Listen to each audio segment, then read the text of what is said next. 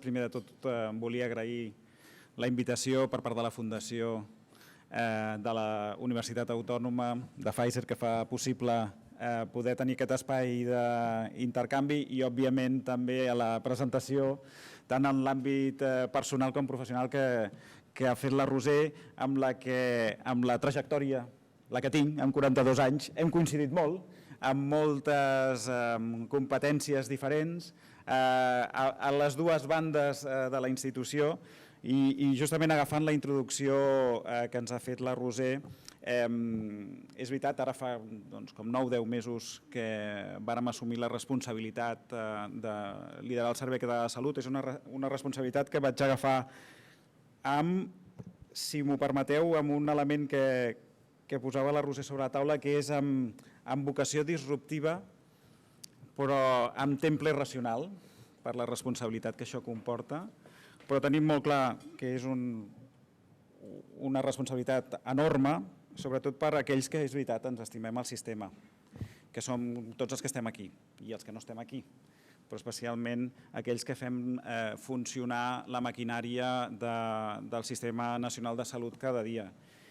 I per tant, agafant aquest testimoni que ens deia la Roser a la introducció, per mantenir aquest orgull, perquè després de 25 anys, ho comentàvem mentre fèiem el cafè i fèiem una panoràmica i diagnosticàvem la salut una mica de la sala, és veritat que 25 anys pesen molt, és un quart de segle des que algú va decidir fer un projecte sobre un instrument que era el Servei Català de Salut per gestionar millor el Sistema Nacional de Salut. I d'aquí poc, justament aquesta setmana, vaig a un debat sobre els 30 anys de la Llei General de Sanitat. Per tant, potser sí que després de 25 anys 26 de LLOS, 25 de servei per la part instrumental, 30 de llei, cal fer una revisió crítica en el sentit positiu de la revisió crítica del que és el Sistema Nacional de Salut a Catalunya. I més o menys és el que intentaré fer amb una exposició d'uns 40 minuts per després tenir el privilegi d'un espai de debat, que no sempre el tenim amb la gent del sector, i més amb aquest format que a més ens ajuda molt a tenir aquest tipus de debats. El títol de quan ens vam plantejar quin títol faríem a la conferència, òbviament no és un títol casual. M'agradaria compartir amb vosaltres el concepte del Sistema Nacional de Salut a Catalunya i posar-li l'èmfasi amb el Sistema Nacional de Salut i què és el que comporta, i sí donar algunes pinzellades des de la perspectiva de la institució que té la responsabilitat de portar la política operativa de salut sobre com veiem el futur a curt, mig i llarg termini, aprofitant l'excusa que fa un quart de segle que tenim Servei Català de Salut i 26 anys de llei d'ordenació sanitària. I, òbviament, quan et projectes al futur, el primer que has de fer és un primer repàs de diagnòstic, i seré molt ràpid perquè el tenim molt compartit sempre. No insistiré en els bons resultats en salut, els coneixem, però sí insistiré en aquells bons resultats en salut que tenen a veure amb com fem les coses al Sistema Nacional de Salut a Catalunya.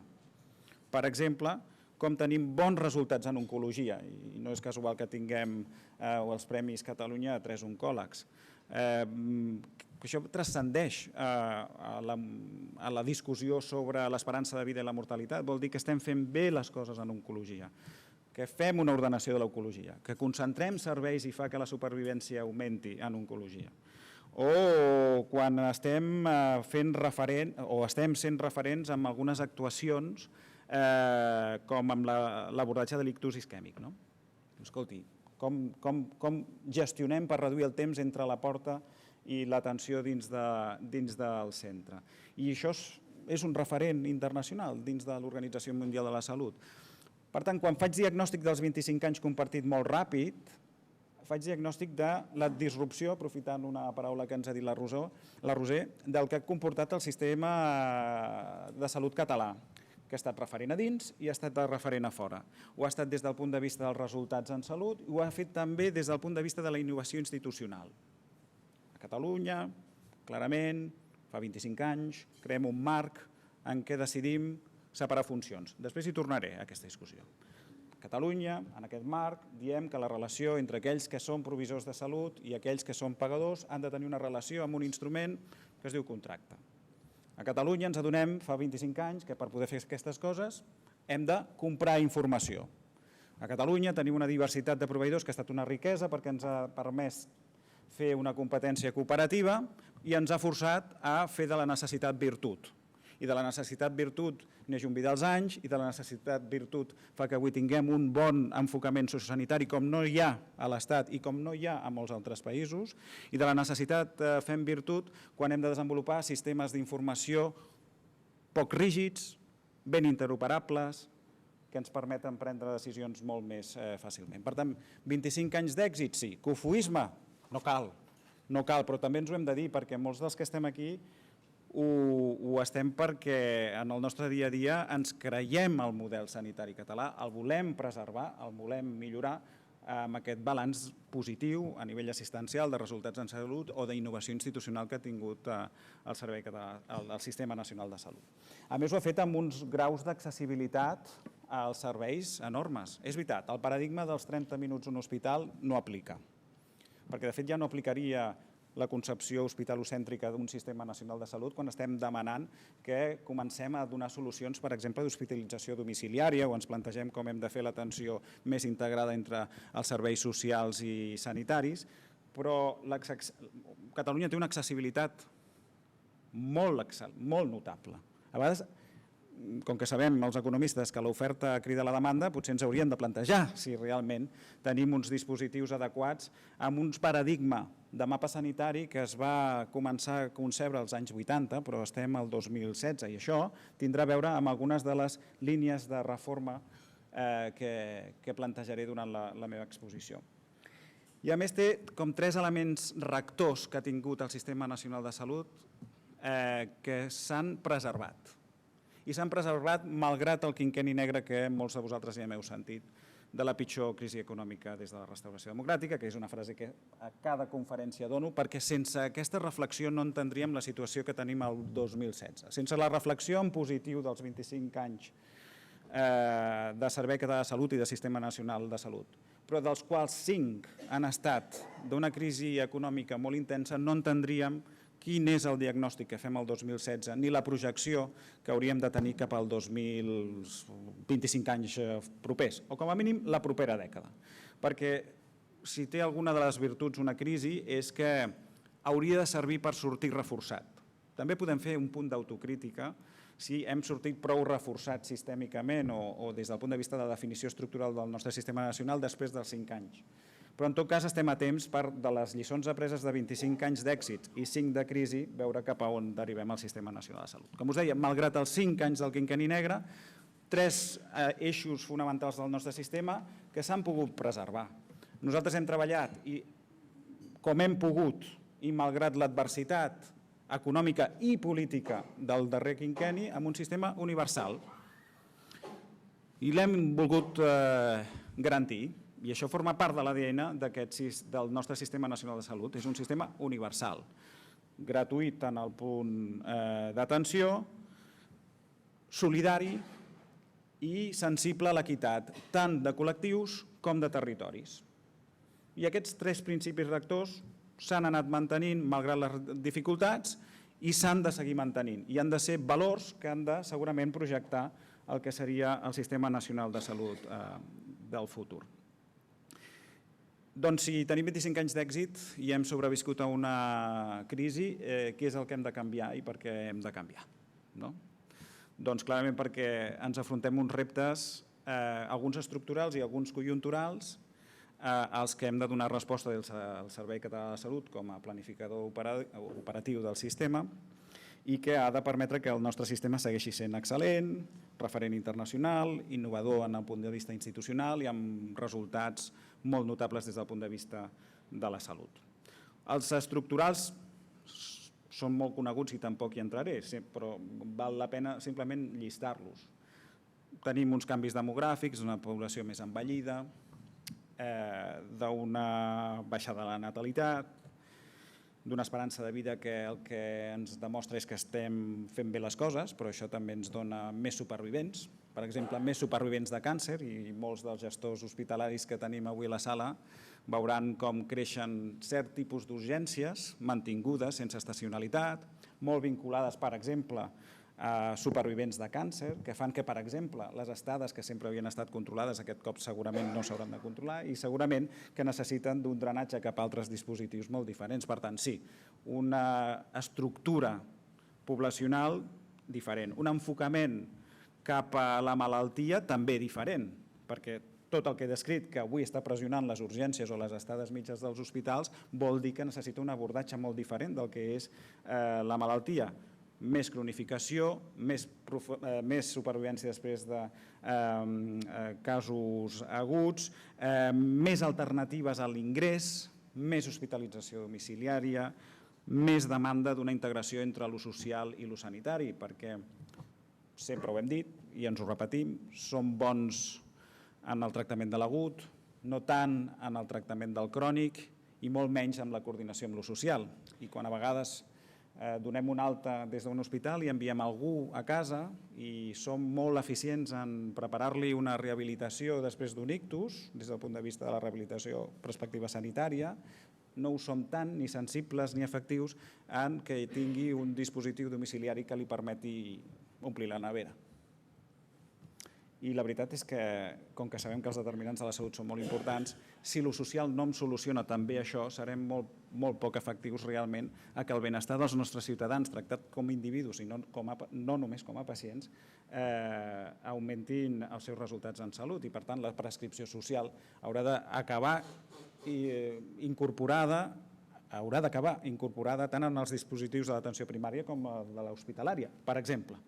I amb això segurament tenim uns reptes estructurals que haurem d'anar solucionant. Tenim una revolució digital i una innovació imparable. I la revolució digital moltes vegades ens plantegem, ara ho comentàvem, ara utilitzaré una anècdota mentre estava parlant, d'aquests wearables, aquests rellotges connectats per Bluetooth a un hospital, no, també podria ser, a un telèfon en què perfectament sabran com estic quan camino i com pràcticament estic de salut, però l'important que jo porti un wearable no és el wearable, sinó que un metge haurà de canviar el seu rol i la interacció entre un pacient i un metge haurà de canviar.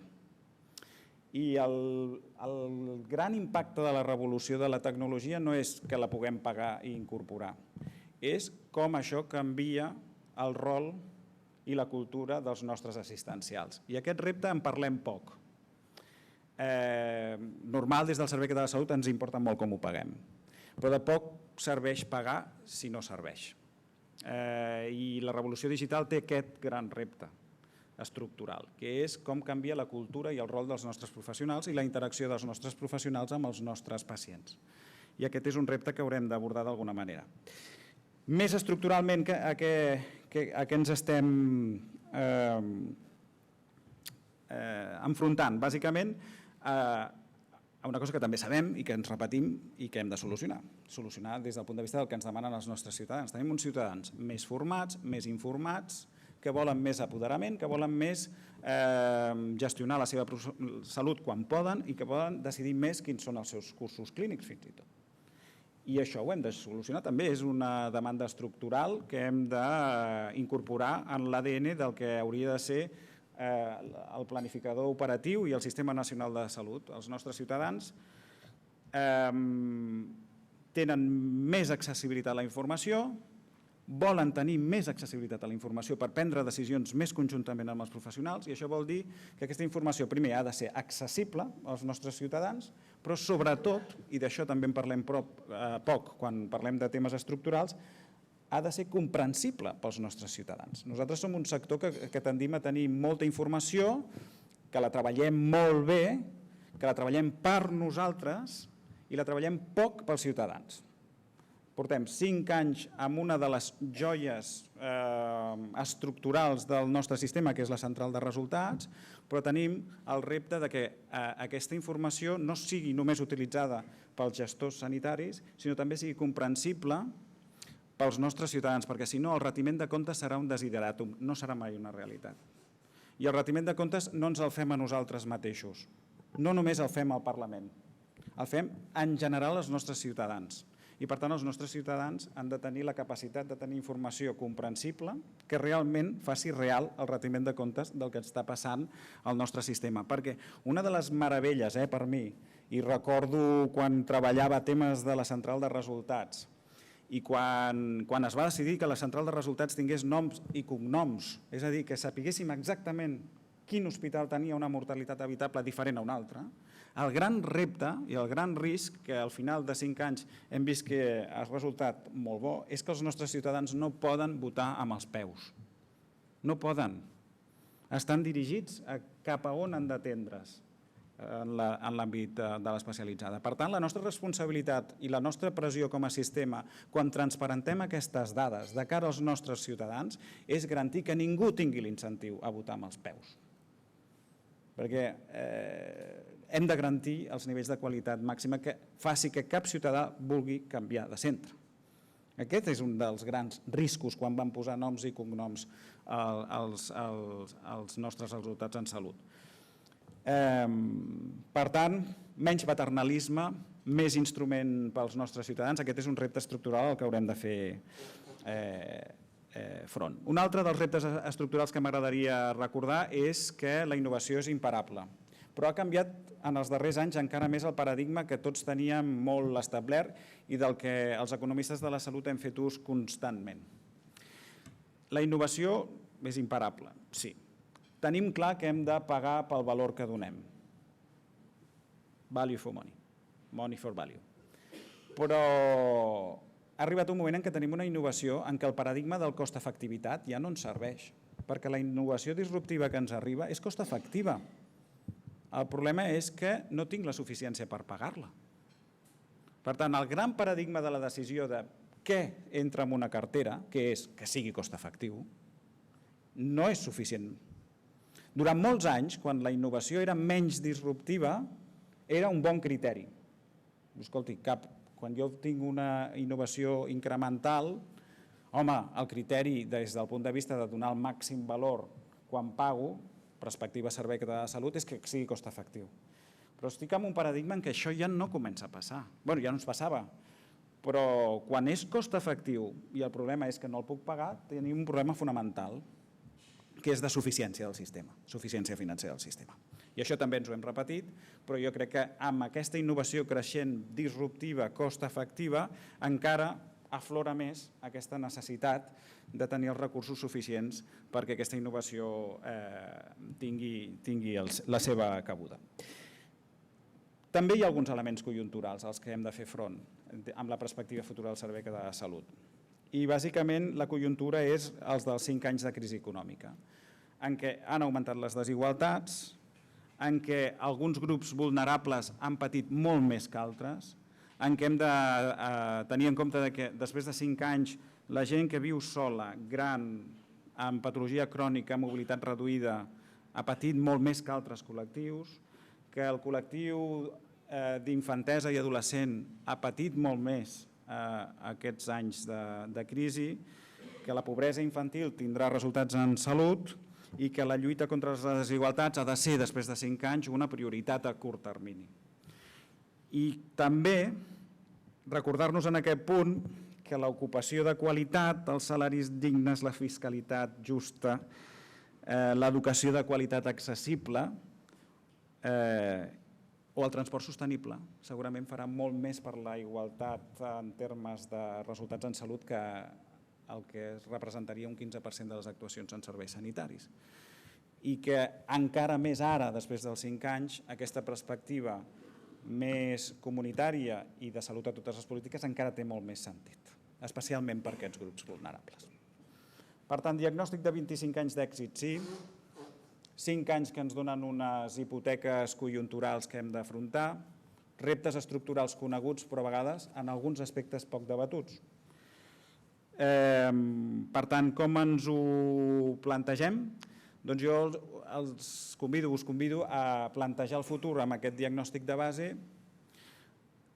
amb una part una mica polèmica, ho reconec, que és repetir-nos 4 mantres i analitzar-nos, ja que portem 25 anys, els 4 mantres del sistema.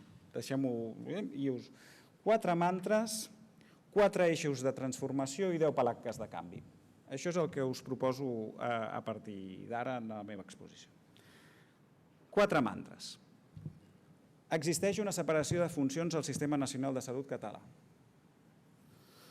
Un mantra que ens hem repetit durant 25 anys. I un mantra que jo disruptivament poso en dubte.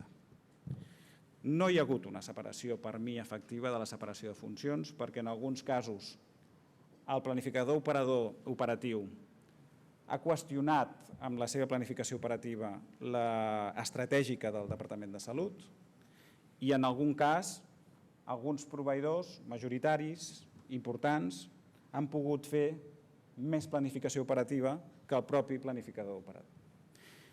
I com que és veritat que ens hem de, crec, dir-nos les veritats després de 25 anys, crec que hem de revisar com d'efectiva és la separació de funcions. Si realment aquell que fa planificació operativa la fa sense que tingui un contrapoder en la part operativa de provisió de serveis i si la part estratègica està ben coordinada amb la planificació operativa, que en definitiva té els 8.500 milions per fer-la possible. Per tant, crec que la revisió crítica d'una separació efectiva de la separació de funcions és important. Per això, aquest equip va decidir que el director del servei fos també president del Consell d'Administració de l'ICS, perquè com a mínim, amb una de les dues branques, que és la bona connexió entre l'operativa i la provisió d'un proveïdor important com era l'Institut Català de Salut, aquest alineament fos correcte. Segon mantra. Tenim una cobertura universal. Majoritàriament. Però hem necessitat d'instruccions i ara necessitem d'una llei per fer efectiva la universalitat del nostre sistema. I aquest és un repte en el que crec que tots estem d'acord que no podem sucumbir. Hem d'assegurar-nos que aquest és un sistema universal amb tots els col·lectius. Per això optem per una llei, que és el màxim rang per garantir una de les característiques que ens hem anat repetint. Som un sistema universal. El Servei Català de Salut és una asseguradora pública. Deixeu-me que aquí sí que posi una polèmica, ja saben els meus col·laboradors que això ens ho anem repetint i això sí que ho poso sobre la taula i després en el debat, si volem, entrem en debat. El concepte de l'asseguradora pública va tenir i ha tingut moltíssimes virtuts. Sense un marc mental de l'asseguradora pública no hauríem tingut instruments rellevants pel nostre sistema com és el contracte. No hauríem tingut unes regles del joc d'interacció entre la provisió i el finançament que no haurien estat factibles sense un marc mental que ho fes possible. Però també ha tingut uns inconvenients després de 25 anys. Per exemple, ha fet, i aquí sí que li robo una terminologia al Jaume Estany, que faig meva, sí que hem fet un Servei Català de Salut fred. Una mica de política de hands-off. Jo et poso els recursos, la benzina, tu tens un contracte, que és bàsicament la meva raó d'existència, ens veiem d'aquí un temps i avaluem com ha anat. En la transició, segurament, perquè érem fidels a un model conceptual sense el qual no hauríem millorat, i en aquest sentit deixeu-me que no és una crítica, sinó una reflexió sobre el mantra que ens hem anat repetint, crec que hem de fer un Servei Català de Salut que amb l'instrument faci el que ha de fer el Servei Català de Salut. La responsabilitat del Servei Català de Salut no és produir contractes, no és tenir 3.000 clàusules per gestionar 5.500 milions d'empreses públiques i consorcis propis. És un instrument que serveix per fer la millor assignació de recursos entre els proveïdors per garantir el millor resultat de salut en termes de resultat i en termes d'equitat.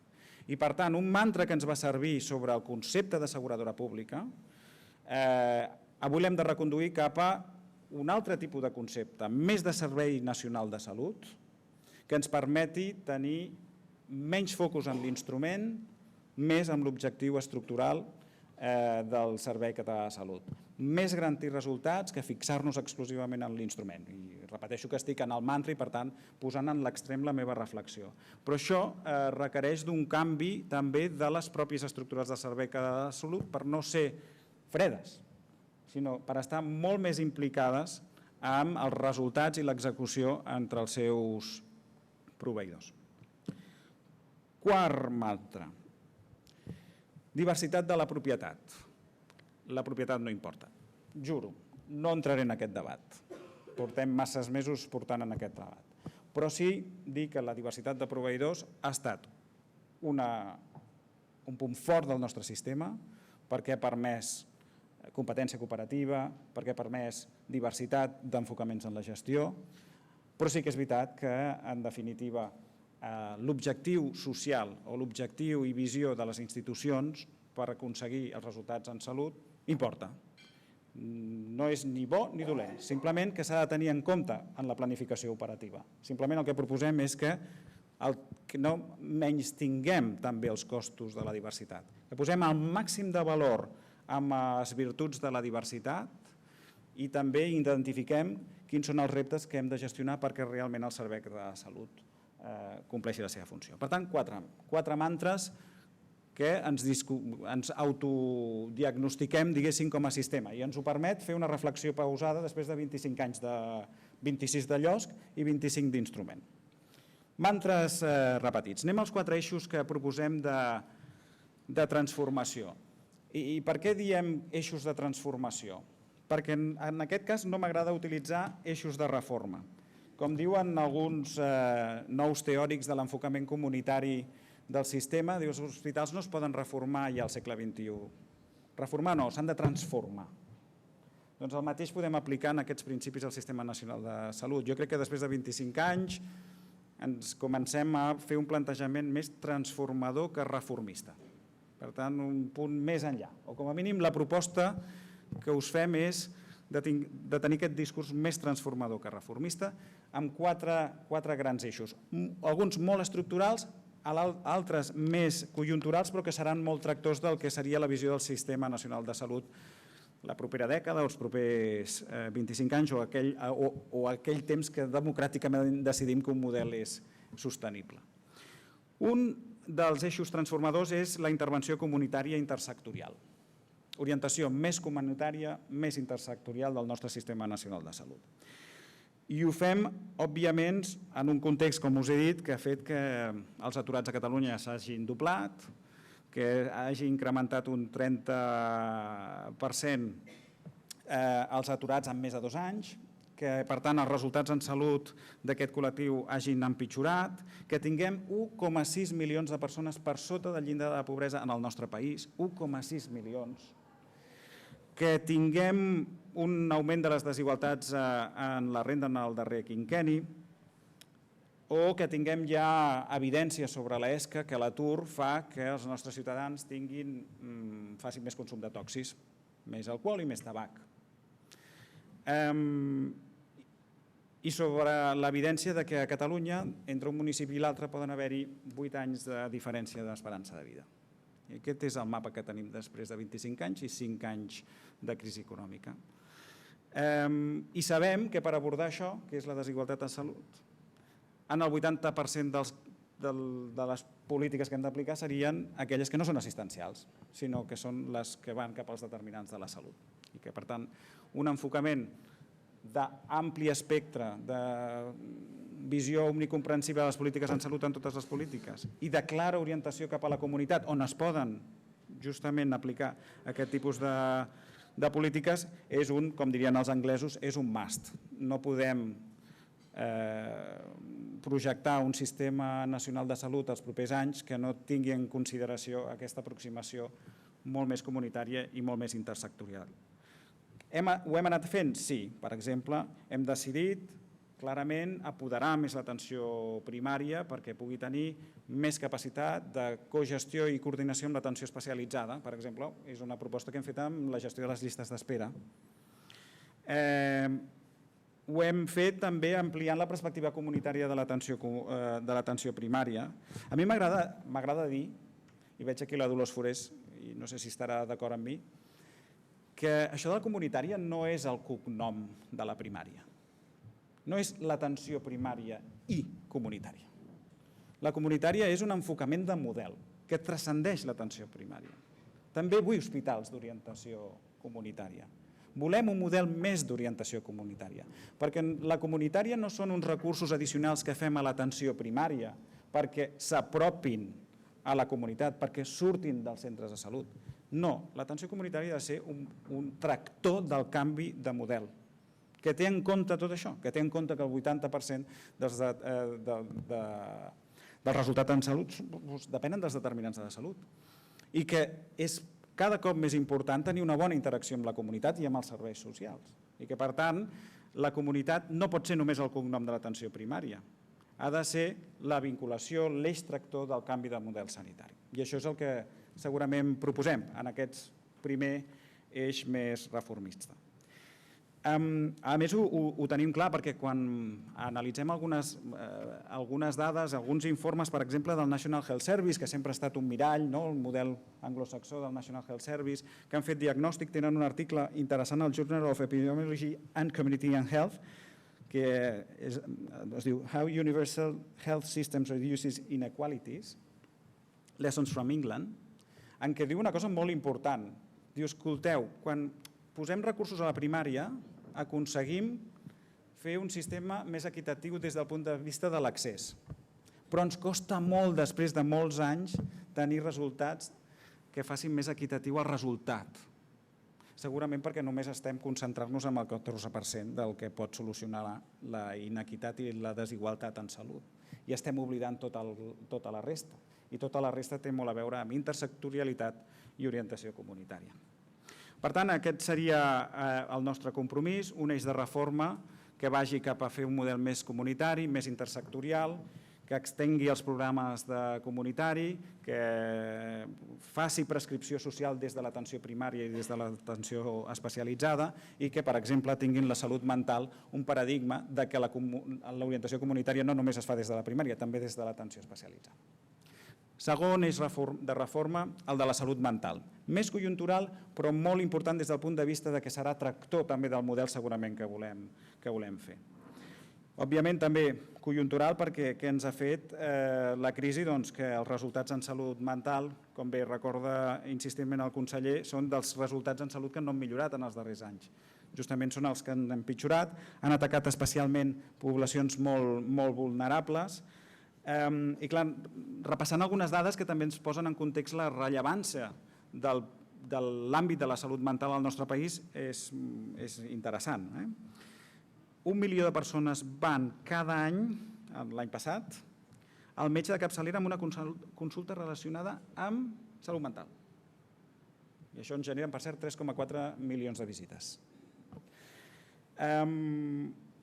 La taxa de suïcidi, tradicionalment bona en el nostre país, ha tornat a estàndards del 2000. Hi ha un retrocés de 14 anys. Quan veus les taxes de suïcidi, veiem que han incrementat especialment, per exemple, en un col·lectiu com el d'homes de 40-60 anys en els darrers anys. Quan veus la prevalença atesa amb malaltia mental infantil i pediàtrica, ha augmentat al voltant d'un 50% l'atenció, per tant, al col·lectiu infantil i juvenil en salut mental. Tenim un repte sistèmic d'una àrea que ha estat la ventafocs del nostre sistema, perquè ho ha estat des del punt de vista del diagnòstic de la seva equitat de dispositius en el territori, clarament, i clarament amb la seva orientació cap a una atenció que creiem clarament que hauria de ser més comunitària. Per tant, per l'equip del Servei Català de Salut i del Departament de Salut està clar que el 2017 va ser el primer any d'un gran canvi en l'orientació a l'atenció a la salut mental i ho farem amb un creixement pressupostari que, tal com va anunciar el conseller, serà el més gran vist al llarg de la història quan repassem els grans creixements pressupostaris, d'aquests creixements pressupostaris que han de ser disruptius, però un pressupost no perquè creixi, que també, sinó perquè creixi cap a l'orientació al model comunitari que volem en salut mental i sigui tractor del model comunitari que volem pel Sistema Nacional de Salut. No es creixerà en volum només, sinó que aquest volum haurà d'estar posat en aquells dispositius que realment li donin una orientació molt més comunitària. Per tant, amb uns principis que en salut mental són clars i hauran de ser tractors, com dic, del Sistema Nacional de Salut, que són més promoció, més prevenció, més intervenció precoç, més participació de pacients i familiars i menys estigma. Aquests serien els principis rectors de la nostra orientació a salut mental. Per tant, ho farem amb aquest abordatge comunitari, com us deia, amb programes i serveis, ratificant i consolidant programes i serveis que ja tenim, com el Codi Risc Suïcidi, com les rutes de depressió al territori, com una estratificació ja completa des del punt de vista de la càrrega de malaltia a tot el territori, que ens permetrà planificar molt millor els dispositius en salut mental, posant més recursos de salut mental a l'atenció primària, perquè això ens ha demostrat que només posant recursos a la primària aconseguim reduir un 17% les visites a l'especialista, desterrant l'estigma de la salut mental com un element paradigmàtic del tractament de pacients afectats per problemes de salut mental i amb un focus clarament, perquè així ens ho diu la conjuntura, en la població més dèbil que ha patit algunes conseqüències de la realitat socioeconòmica del país, que és la població infantil i juvenil. Tercer eix de reforma, i intentaré no allargar-me massa més, els serveis en xarxa, i vaig relativament de pressa. Us dono els titulars del que haurien de ser el tercer eix de reforma, perdó, de transformació, que és el del diagnòstic, és el dels serveis en xarxa. Ras i curt, més massa crítica per assegurar millors resultats en salut, oncologia així ens ho ha demostrat, i no entrarem als detalls. Descentralització del territori no és incompatible en xarxes assistencials que assegurin massa crítica. Farem que es moguin les mans i els professionals, no cal que es moguin els pacients. I no podem ordenar el terciarisme a pedaços. Hem d'ordenar el terciarisme de forma completa, amb una orientació molt territorial, d'eixos, però no podem entrar en una reforma del terciarisme que ens posi en una guerra competitiva fratricida entre proveïdors, que és quan fas ordenació del terciarisme excessivament segmentada per àrees o per processos i no la fas amb una visió molt més holística i global del sistema. I per tant, en aquest sentit, un servei en xarxa com el que ja hem iniciat amb la xarxa oncològica a Catalunya, que ens posa a la lliga d'altres països en l'àmbit de l'atenció i de les xarxes oncològiques com a Holanda o a mateixa Austràlia, i que per tant ens dona massa crítica des del punt de vista assistencial, ens dona potència des del punt de vista de la recerca i ens permet, per exemple, atraure molts més recursos de la recerca, bé de la indústria, bé de la recerca competitiva tant a nivell europeu com a nivell estatal. La primera xarxa no, en tenim altres previstes a curt termini, la de cardiovascular i la que recentment vàrem reactivar, que és la de les malalties minoritàries. I que ens permet, per exemple, en l'àmbit de les malalties minoritàries, quan fem una anàlisi de xarxa del nostre sistema, fer un test d'estrès. Si solucionem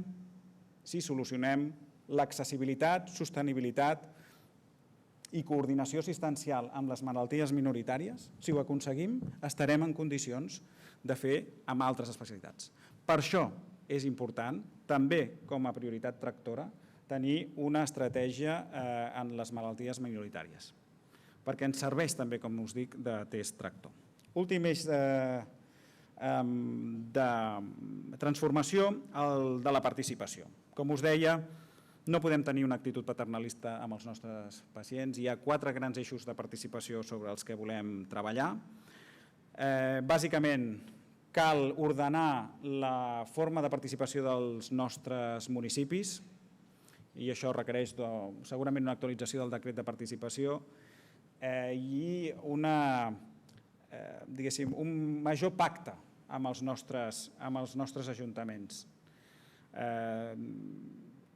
Els ajuntaments són l'expressió democràtica de la voluntat dels seus ciutadans. Per tant, un dels eixos fonamentals de participació des del punt de vista de les polítiques de salut ha de ser amb els propis ajuntaments, perquè són la demostració democràtica de la ciutadania en el territori.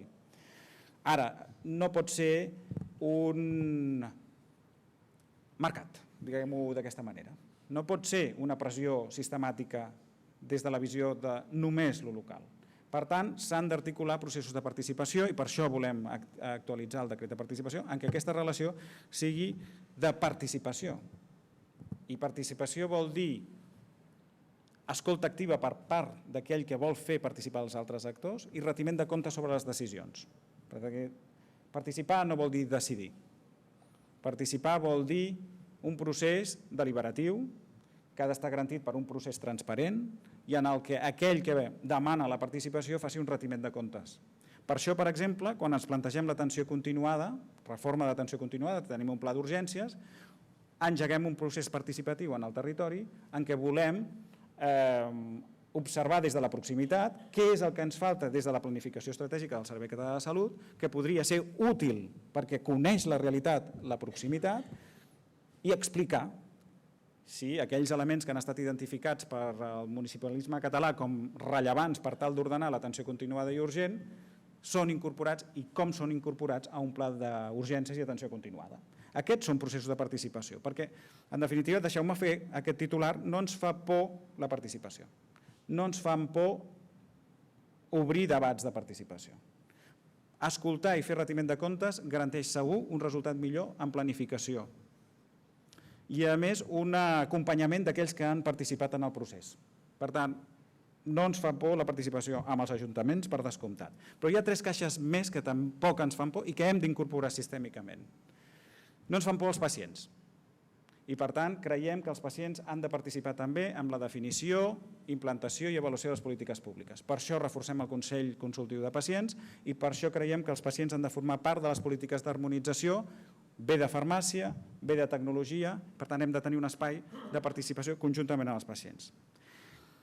No ens fan por processos de participació, com no podia ser d'altra manera, amb els professionals, i ja hi tornaré. I, per tant, hem d'activar de nou els consells de la professió perquè els professionals tinguin uns espais també de participació en la planificació operativa. I deixeu-m'ho dir d'aquesta manera, no ens fan por les marees.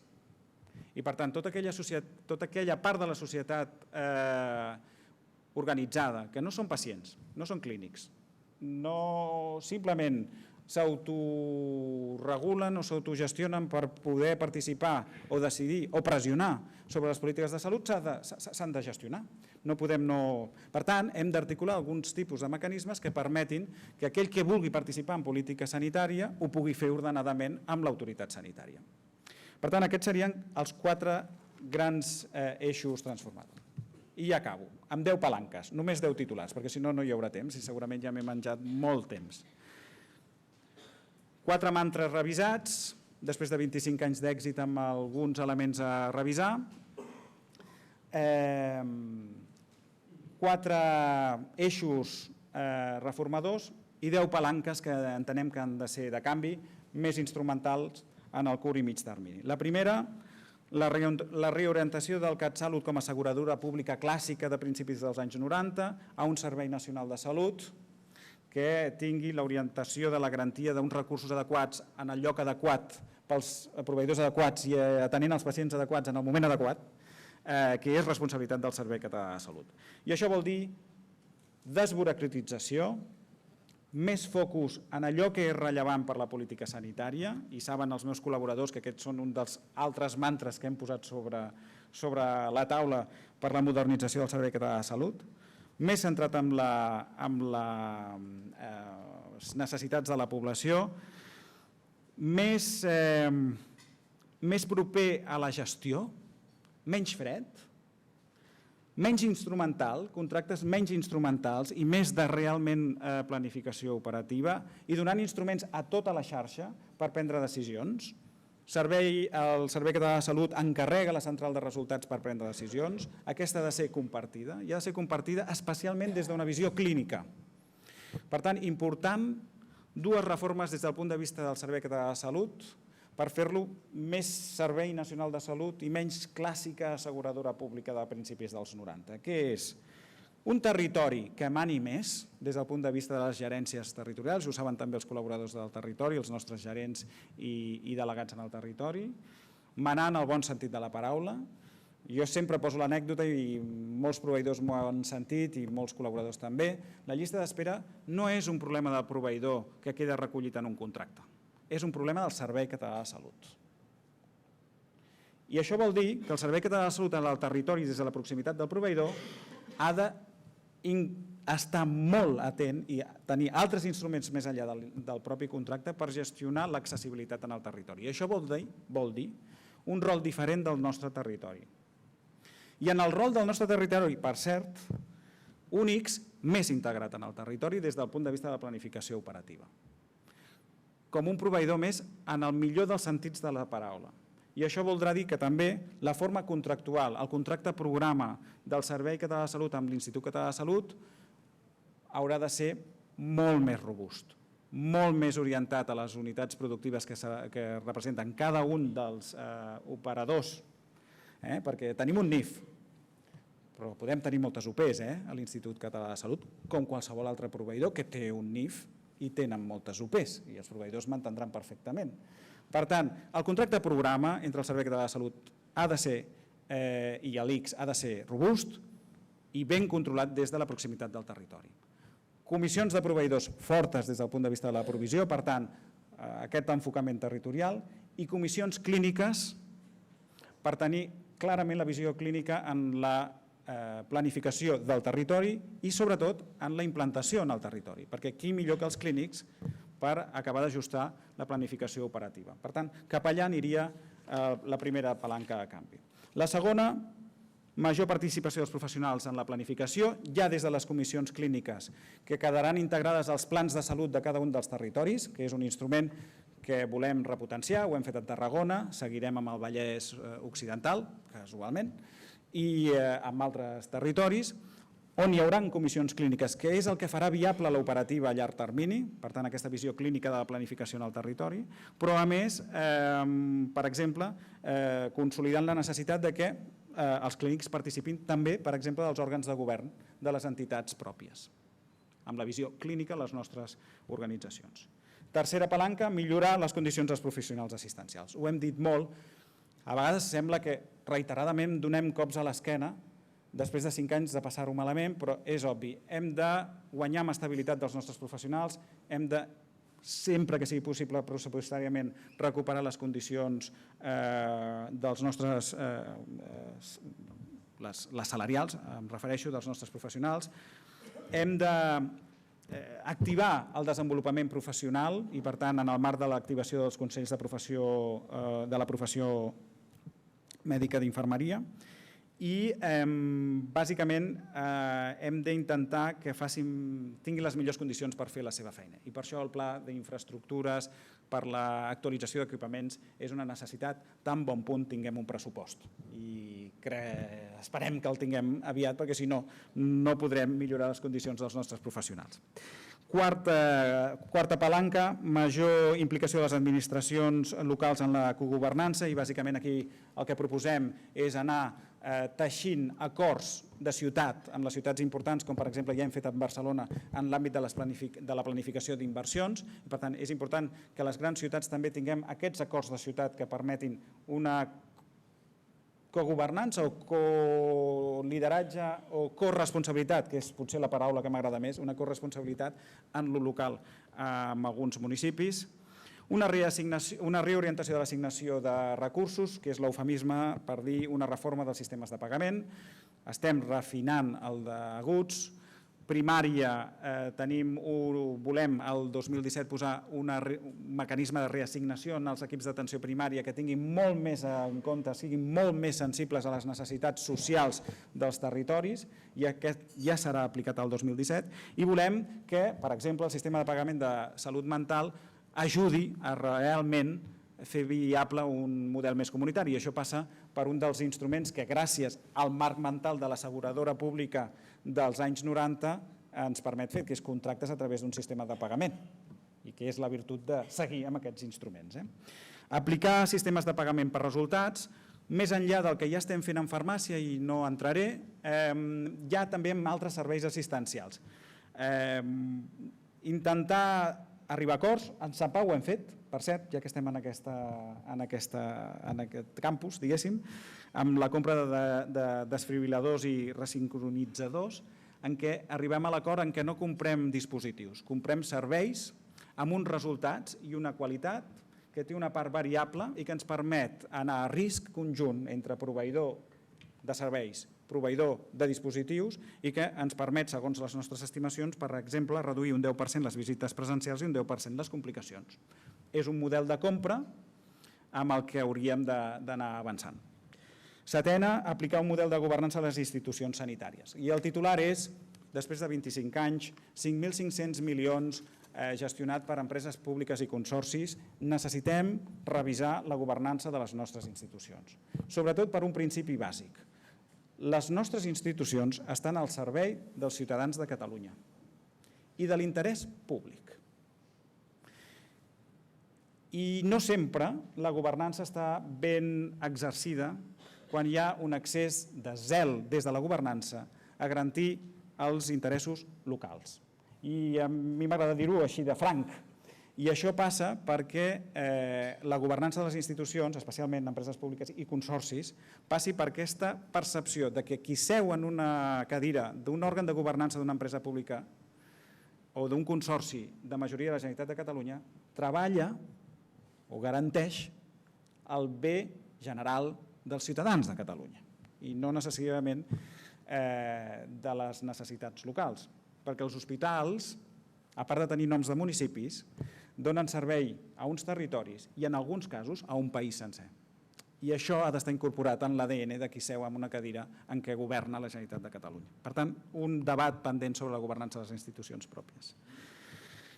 I els tres últims punts. Desenvolupar estratègies per millorar l'avaluació. Això vol dir més marxa a la central de resultats.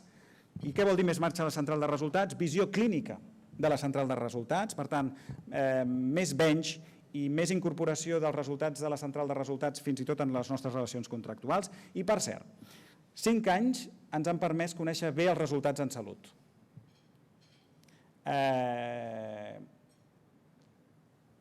Però i l'ús de recursos per tenir aquests resultats en salut? Si l'eficiència és un denominador entre resultat i cost, necessitem conèixer ja els costos. Si tenim noms i cognoms sobre els resultats en salut, necessitem els noms i cognoms sobre els recursos utilitzats per aconseguir aquells resultats. I, per tant, hem de fer un bench d'eficiència en el sector. Hem de començar, com a servei català de salut, haig de posar els recursos de la forma més eficient pel contribuïdor. I això vol dir que hem de millorar en bench d'eficiència. I això vol dir que la central de balanços passa a l'àmbit de l'Aquas, passa a ser el denominador per poder fer discurs d'eficiència i de bench. I, per cert, hauríem d'anar treballant amb una comptabilitat de costos comuna per tot el Siscat, perquè si no es fa difícil una comparativa d'eficiència. I, per cert, això només ho podem fer si ordenem també les clàusules dels nostres contractes perquè realment totes les clàusules diguin el mateix. I aquest, si hem de millorar el retiment de comptes i l'eficiència i el benchmark, és un compromís que ha d'assumir i assumeix el Servei Català de Salut. Ordenar i simplificar les clàusules, harmonitzar les clàusules i posar dades de costos per començar a tenir un discurs no només de resultats, sinó també d'eficiència, que no deixa de ser un resultat. Empoderar a la ciutadania, no hi insistiré, comissió de Consell Consultiu, decisions compartides, i sí aquí un apunt de que som molt bons generant dades, bastant en generar informació cada cop més, ens costa una mica convertir-ho en coneixement i sobretot no hem d'oblidar que tot això ho fem pels nostres ciutadans i que per tant hem de tenir mecanismes perquè aquesta informació en termes de retiment de comptes arribi també a la nostra ciutadania, que crec que és una de les assignatures pendents. Finalment, disposar d'estructures d'estat, l'última. I en tenim 3 clares. Hem de decidir sobre la innovació farmacològica, no pot ser que algú decideixi els nostres preus i nosaltres patim des del punt de vista de la suficiència, necessitem una agència del medicament, hem de preparar una estructura d'estat en aquest sentit, hem de poder decidir sobre les polítiques dels nostres professionals i hem de preparar-nos per exercir una diplomàcia internacional també en salut. Serien les 3 grans prioritats sobre les que també hem d'anar treballant. El Servei Català de Salut en l'estructura d'estat de l'Agència del Medicament ja hi ha treballat amb la seva pròpia reorganització i serien bàsicament les altres 2 assignatures pendents d'estructures d'estat que també haurien de posar. Jo només vull acabar dient-vos que si tot això funcionés bé, i ara em permeteu una llicència personal, si tot això ho féssim, i ho féssim junts, perquè òbviament ho farà el sistema, com m'agradaria, i ho comparteixo, veure el nostre sistema, gràcies a la planificació operativa del nostre servei, en 10 anys.